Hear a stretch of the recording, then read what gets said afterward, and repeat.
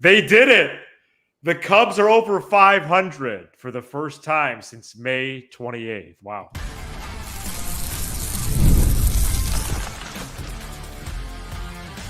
You are Locked On Cubs, your daily Chicago Cubs podcast, part of the Locked On Podcast Network, your team every day. You are Locked On Cubs, part of the Locked On Podcast Network, your team every day. Alongside Sam Olber, I'm Matt Cozy. Sam and I are lifelong fans, taking our passion into discussion with you on all things Cubs.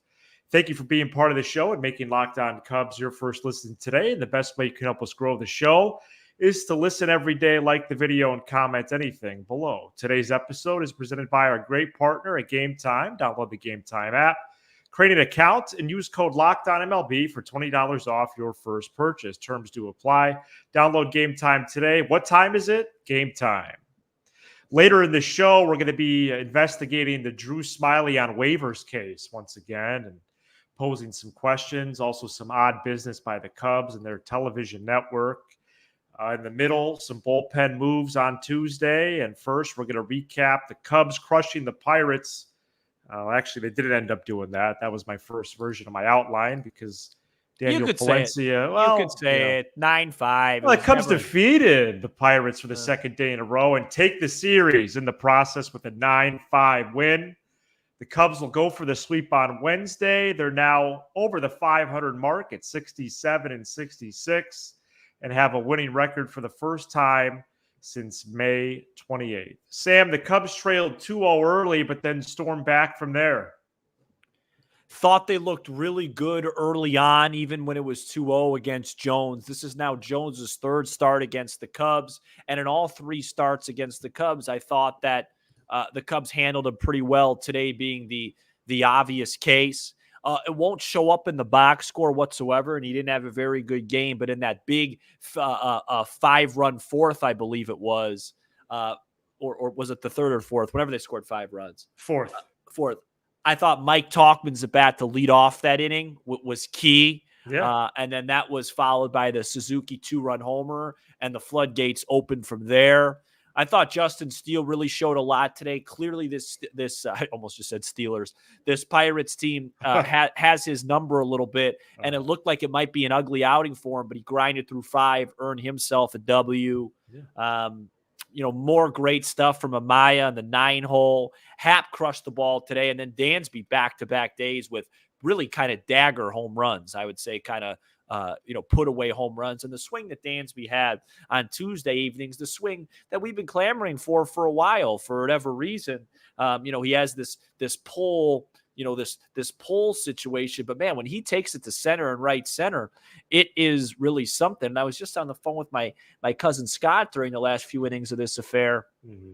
And we were talking about, I was telling him, it's like, I'm not sitting here making excuses for the Cubs, and the bottom line is we've talked about it ad nauseum, the 2 months that cost them their season. But with the way the Braves, D-backs, Phillies, and Brewers are playing, I don't want to overdo it, but 89 might have not even got you in, and I had him at 87. Wow, yeah. I wonder if that makes us feel a little better after all the ups and downs. This whole stigma of May and June of, the National League's up for grabs. No, It isn't. They may have 5 ball clubs over 90 Ws. The Dodgers, Phillies, Diamondbacks, Padres, Braves, Brewers, maybe even 6. One of them, a couple of them might finish right under, but these are these are good ball clubs that are better than our ball club. So, maybe this idea of, let's just be the Diamondbacks of last year, win 85, 86, then get hot. Well, you might not be able to do that. There's just a lot of good teams. And the Cubs have really done a nice job here. Now 8-3 in their last 11. And they've taken care of business when they had to. And really, if we're being honest, they're much closer to 10-1 in this stretch than they are 6-5. I mean, the games that they've lost have been games that you felt like they could have or should have won. I mean, they've been dominant now. They've scored 27 runs in their last 2, and we'll get to see the ultimate test if they can continue it against Paul Skeens. Yeah, 5 runs in the fourth, four in the fifth there.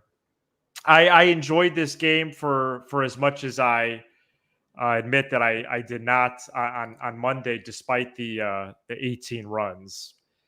And it as you break it down there, Sam, baseball is such a long year.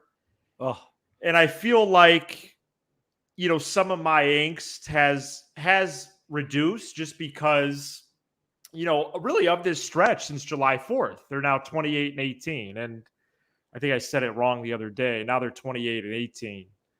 But or are they 29 and 18? I'll have to look it up.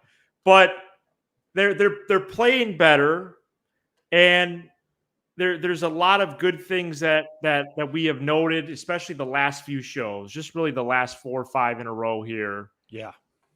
It's too bad what happened, those 61 games, but it's true. The National League had some thumpers this year, and it's not like it's been since the All-Star break. These are clubs that really have paced themselves most of the year. The Padres and Diamondbacks came on the latest, but proven to be two of the hotter teams in the whole sport.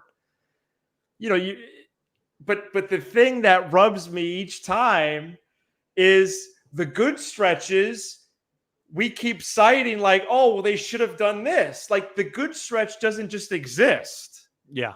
Like, so they're 8-3 with 7 to play in this 18-game stretch we've discussed before. Right. But they should be 10-1, or even if you just split the difference, 9-2. They should be. Right. And so that's what's made this experience this year just so up and down, and roller coaster really is the best way to put it. We'll preview the game on Wednesday in a couple minutes, but man, it's I hope they could go 13-5 this stretch. That was the requirement we said. Yeah, well, they've gained 0 ground. They might go 24-0, not gain a game. They don't gain any ground ever. Atlanta leads Minnesota 4-0. It's not even a game. I mean, it's not. They're going to win. They're going to beat the Twins easily. And this is a feather in my cap a bit because, during the May and June stretches, what was so frustrating, and I remember saying it over and over again, they're going to turn it around. They're going to turn it around. I remember you saying that, yeah. Every day. And it's just going to be kind of eye-rolling because it's going to be late. And that's kind of what's happened here. However, I think we're getting close to that territory. Yeah.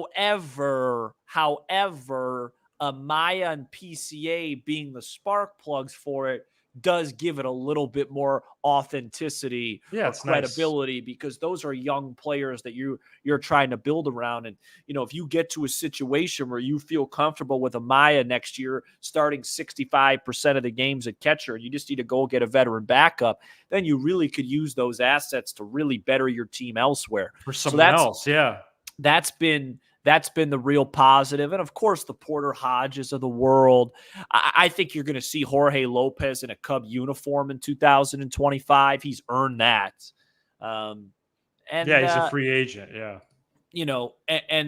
And so, yeah, it's been – I guess it's fun to watch because we're huge Cub fans and we cover it. Right. But it's also just kind of like, we knew that this was in here. That's why for 2 straight months we had shows that were so frustrating, and everyone's like, you guys got to stop. It's like, but we know that this team's better than this. We know it.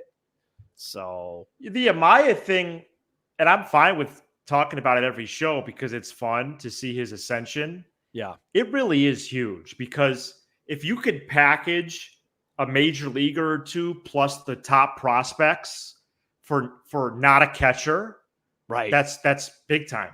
Yeah, go get somebody that hits about 285, 290, that goes 40 and 120. Exactly. My fault. Those numbers aren't cool anymore. It's got to be, what's his weighted runs created plus? Oh, boy. Yeah, never did I envision our show, which is pulling up a seat to the table and citing WRC plus. And I believe that's been one of the reasons why we've taken off, because we don't do that. Hey, can I tell you something that might put a small smile on your face before we move on to bigger and better things? Well, I'm not Ian Happ. I smile a lot.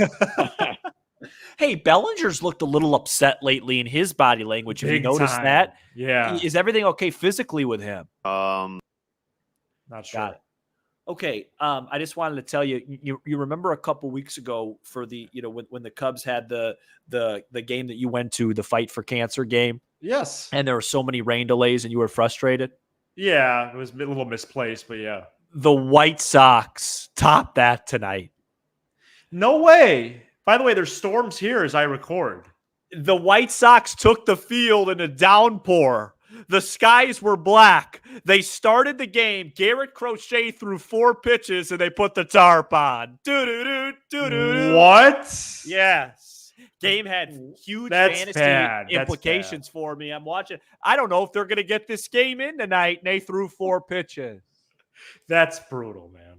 So, well, one other note, speaking of pitchers, that reminded me, I thought Justin Steele got ejected at one point.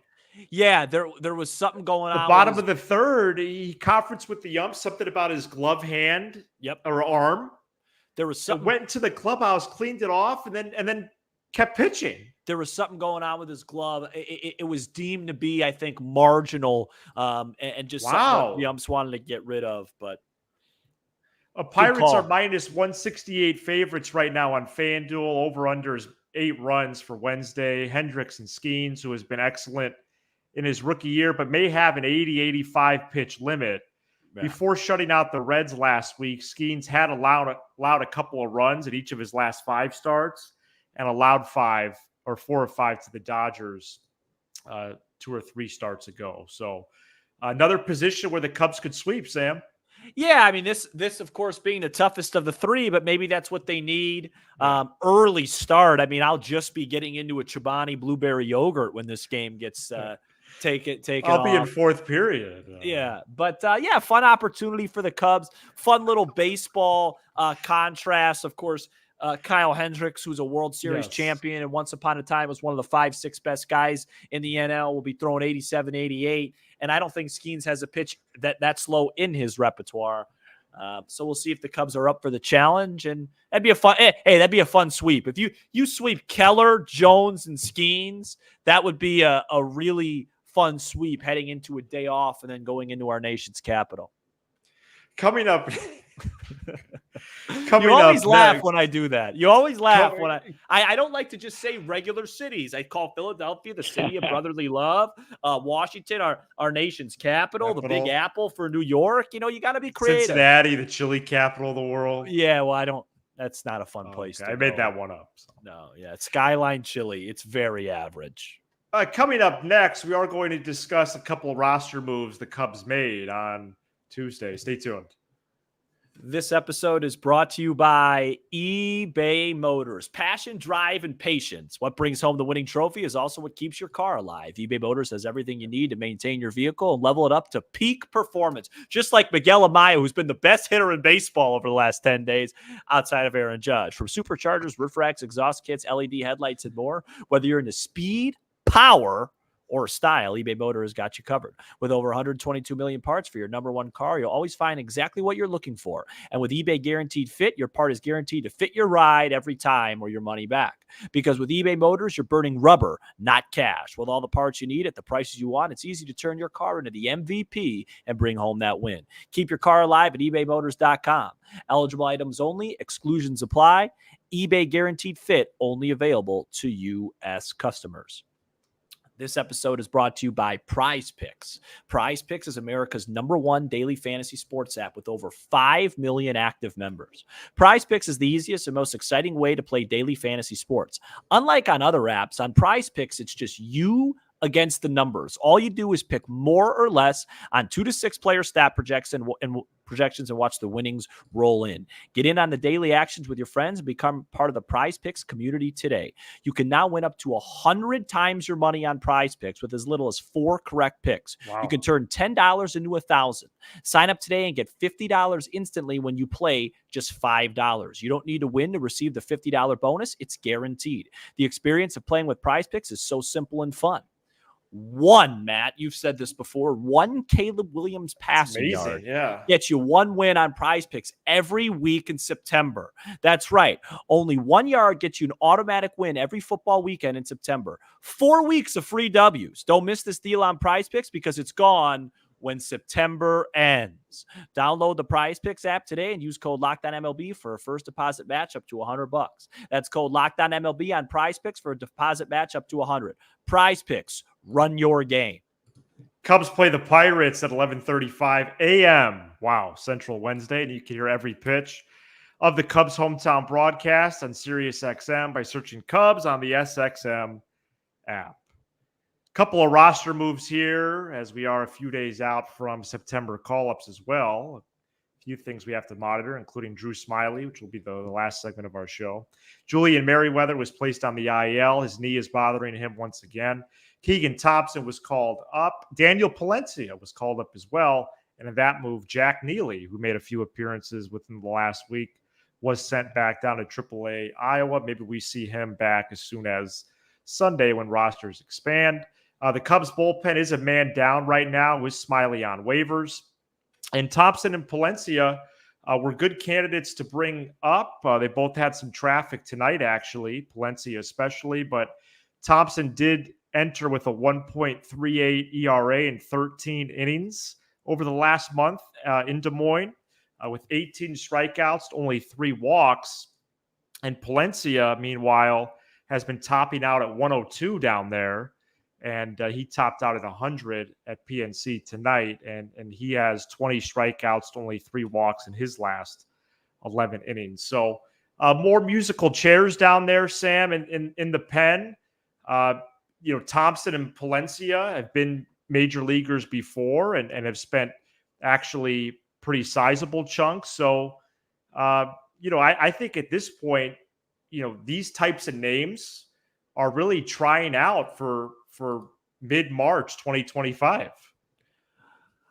I don't have much on this. I really. Here, let me ask you this. Okay, please prompt me because out of Merriweather, out of these 4 that were involved in the moves today, Merriweather, Thompson, Neely, and Palencia, how many make the 25 opening day team? I plead the 5th on that. I'd like to say that. Well, let's go to the Smyly segment. No, look, Palencia throws 102 plus. He's got the best velocity in the system. We just haven't seen it translate to the big leagues yet, and that didn't happen again tonight. Right. Those guys need to have solid stretches. They can't just be good for a game or two. Look, I'll be the first to admit it. I've lost a lot of faith in Keegan Thompson. Maybe he's figured it out. Maybe he hasn't. I just don't think Merriweather's been healthy this year. I think he's going to be a part of the Cards next year. He just never has looked at himself. He just never has. And then the Neely thing, look, man, these relievers, look, I don't get paid for this. It's impossible to predict these guys. I was reading about this a few days ago, and Theo Epstein had a I don't know what the quote was, but it was from a while ago. His time with the Cubs. It's like essentially the paraphrase was, you're not trying to sign a reliever after they're really good. You're trying to be the team that makes them really good and gets that discovery. And so it's like, one of these guys, you got to just think out of Hodge. And it happened this year. It just, unfortunately, the Cubs weren't good enough. If the Cubs were 10 games over, we'd be like, wait a second, Hodge, Lopez, and Miller, where did this come from? You know what I mean? Yeah. It's just the Cubs have to figure out a way to get it done sooner, by May 1st. But it's hard. There's so many things. I mean, hey, remember when we floated out that the Cubs could trade for David Bednar? He's had a miserable 2024 campaign. That's true. It's a very difficult situation. So you keep running these guys out there. You hope they pitch well. I'll tell you one guy, though, that you have to give a shout out to, and we'll probably see him tomorrow. Aroldis Chapman is still throwing 103, 104. And the strikeout numbers for him are really something. Hey, just a quick update before we go to the break. Minnesota scored 3 in the bottom of the 7th, and they have the tying run at second with nobody out in that affair. Well, maybe we have some good news by the end of this show in terms of the standings then. Yeah, maybe. That game won't finish before we're off the air, but the Twins could have the lead. Well, or at least tie it. That'd give me something to do. I'll go about 5 yards over to my right, flip on MLB TV, which you should have. I should down the stretch get that, yeah. And watch a ball game before I put myself to sleep. Well, that sounds good. You know what doesn't sound good? The Cubs' financial situation. And we continue to explore that coming up next. Today's episode is brought to you by Liquid IV. Get hydrated with electrolytes, essential vitamins, and clinically tested nutrients from the #1 powered hydration brand in the US of A, because baseball and summer go together like Liquid IV and hydration.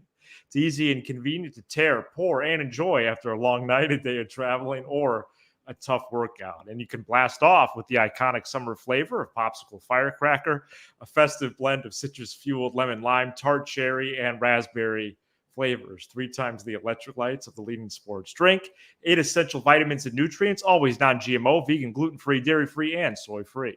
No more thirsty summers when you indulge in hydration with Liquid IV. Get 20% off your first order of Liquid IV when you go to liquidiv.com and use code MLB at checkout. That's 20% off your first order when you shop Better Hydration today using promo code MLB at liquidiv.com.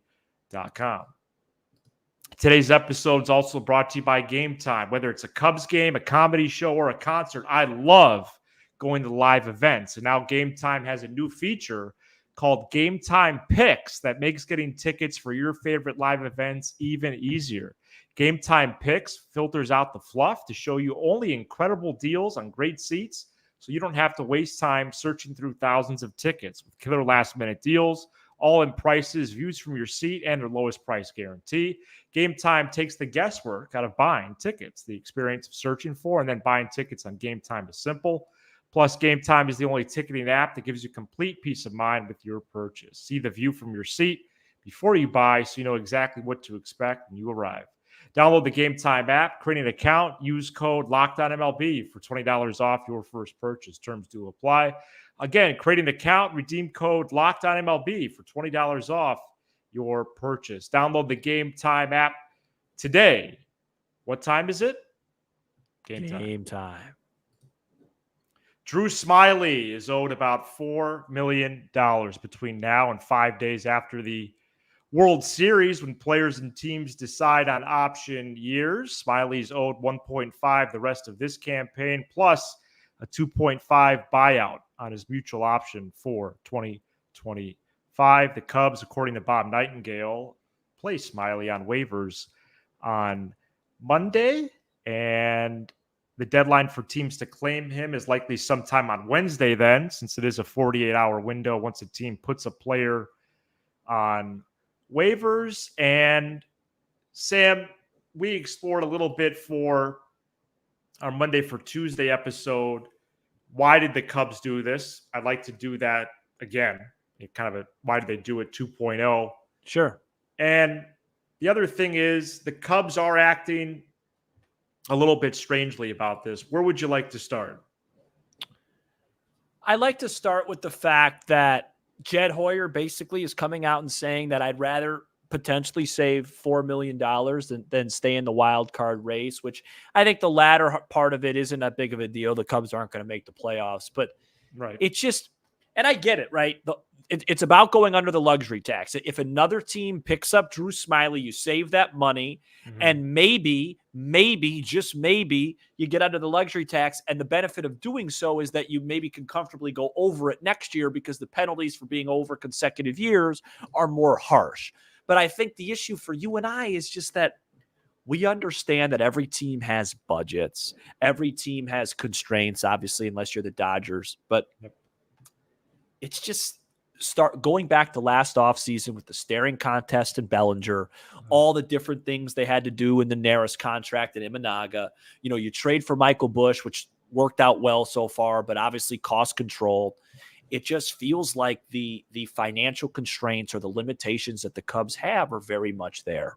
And what we need to figure out as a show and as reporters, and I've asked everybody that I know, and I do have connections around the league a little bit, and I've asked people, and they've told me the same thing. I don't know. I don't know what it is. A couple people have pointed to, we don't know what's really going on with the network, so maybe it's marquee. But I really don't believe Tom Ricketts is sitting there at his probably large home and saying, hey, I'm collecting tons of money, so let's not spend anymore. I do believe he wants to win. I just think that the Cubs haven't been super transparent with their financial situation, but it's very obvious that it's strict, because Drew Smyly is a veteran that has a lot of respect around the clubhouse. He's a guy that helps you win games, and I understand he may get you under the luxury tax, and that's great. But I just think the bigger picture, and we'll see this offseason, is just how strict are the Cubs' financial limitations? And then the biggest question, of course, is why? I would venture to say it is a measure to get under the luxury tax for this year. Yeah. Can't say for sure yet. And ironically or not, I think the $4 million that Smyly is owed is going to leave him on the Cubs roster the rest of the year. I think he's a good candidate for a contending team. But at that price tag, I think it is going to discourage a lot of clubs. The other part of this is, when Craig Counsell doesn't want to answer a question after a game, that shouldn't just be buried. Yep. And how I'd like to put a bow on at least this for right now is just to make sure that out there that the Cubs and Marquee especially, have directions from somewhere to bury some of this story. And here on Locked On Cubs, we give it to you straight. Okay, we're not bought by anybody. We don't have a press pass. We just give it to you straight. We have been since July 5, 2022. Okay? On the post-game show on Monday night, Marquee aired the entire Craig Counsell presser. They do every game, all 162. The Counsell presser in away games, though, is him like in a chair in some nondescript room, and he at the most talks like 3-4 minutes, right? Which is normal. Normal. Completely normal. When you watch the post-game show replay on the Marquee site or the Marquee app, whatever you need to do to access that, you can hear a reporter who I can't identify because the audio is so quiet ask about Smyly. And Counsell said he has no comment. I'm going to play it in a second. But then I go to the Counsell presser clip on Marquee, and that last question was removed. Like, why? Why is that? First of all, it's only 10 seconds long. I'm going to play it right now. You guys wave Drew Smyly? Yeah, no comment on that. I mean, it's so quick. Yeah. But why remove that? I know it's a player on waivers. Maybe there's still transactions waiting to happen. But it was just it's just weird. I agree. It's weird that they would remove it. My guess is that because the waiver process the way it is, because you could almost hear Counsell start by saying, I can't comment on that. And then he says, no comment on it. So my guess is that You're right. He can't make a comment on it because he's got to go through the process, because he could very well end up right back where he is. Mm-hmm. So that's probably what it is. But yeah, it is. It's not public information. Like, it's weird that nobody's talked about it yet. But I guess we'll probably find out tomorrow, because it's what, a 48-hour experience. But yeah, I hear you. It's weird. They're kind of weird about that stuff. But I think the Counsell piece of it probably is just like, hey man, somebody might pick them up. You don't want to pretend like you're selling other teams. I don't know. Do you know what I mean? But it is a weird thing. And again, and by the way, we cover the Cubs. This is an MLB-wide problem, the financial situations here. The defending and reigning National League Cy Young Award winner didn't get signed until right around spring training, because people didn't want to dole out any money for anybody.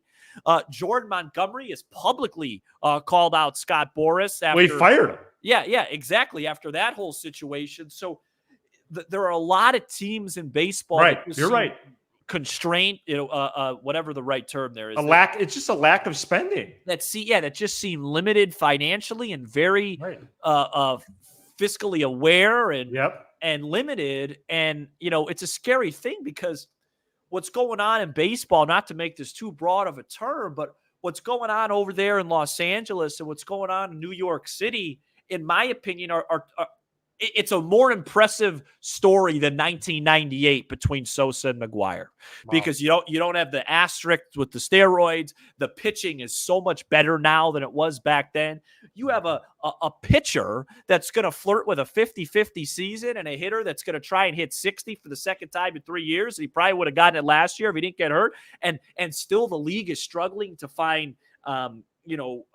popularity and traction, and teams are struggling financially. I mean, by the way, it wasn't so long ago that the Boston Red Sox, I have them in my core four of major baseball franchises: Cubs, Red Sox, Yankees, Dodgers, some order there. They had to trade away Mookie Betts to save cash. Crazy. Because they couldn't re-sign Mookie Betts, a homegrown superstar. It's bad for the game. It's bad for the game. So there's an issue there. The Dodgers obviously are an exception. The Yankees, to an extent, are. But, it's not just the Cubs, but that doesn't make it any better. Well, with an early game on Wednesday, Cubs going for a sweep, and then Smyly possibly being claimed, I would say, during the game. It could be another heavy news day on the north side. We'll be back Wednesday evening for Thursday to recap all of that and more. Thank you so much for checking out this edition of Locked On Cubs. You give us 20 to 30 minutes. We'll give you all things Cubs with a laugh or two along the way. Be sure to hit subscribe on YouTube, smash the like button for the algorithm, and leave a 5-star review on Apple, Spotify, and everywhere you get your podcasts. Cubs with another win against the Pirates. They go for the sweep on Wednesday. He's Sam Olber. I'm Matt Cozy. This is Locked On Cubs. There is momentum happening here. No comment on that.